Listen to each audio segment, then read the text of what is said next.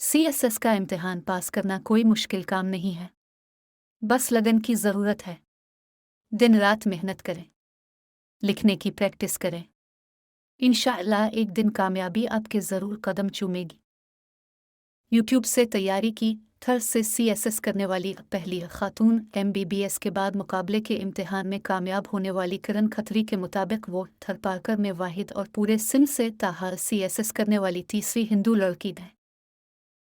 किरण खत्री के मुताबिक वो थर से ताल्लुक़ रखने वाली पहली खातून हैं जिन्होंने CSS का इम्तिहान पास किया।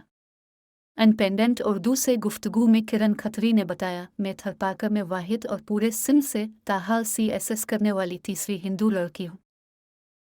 उन्होंने बताया कि वो पुलिस सर्विसेज में जाना चाहती थी मगर उन्हें इनलैंड रेवेन्यू के लिए चुना गया है।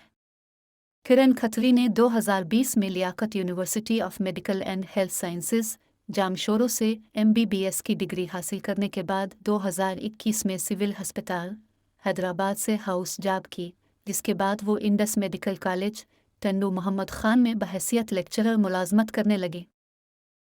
उन्होंने बताया, हाउस जॉब के दौरान मुझे एहसास हुआ कि पाकिस्तान में डॉक्टरों के लिए हालात बेहतर नहीं, इसलिए मैंने CSS की तैयारी शुरू की। मैंने तैयारी किसी एकेडमी जाने के बजाय अपने घर मुट्ठी में शुरू की।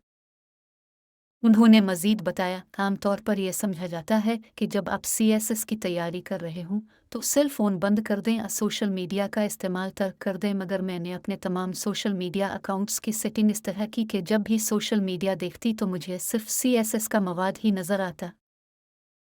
रकबे के लिहाज से सिंध के सबसे बड़े ज़िला थरपारकर की काल आबादी 16 लाख है, जिसमें से आधी आबादी हिंदू है।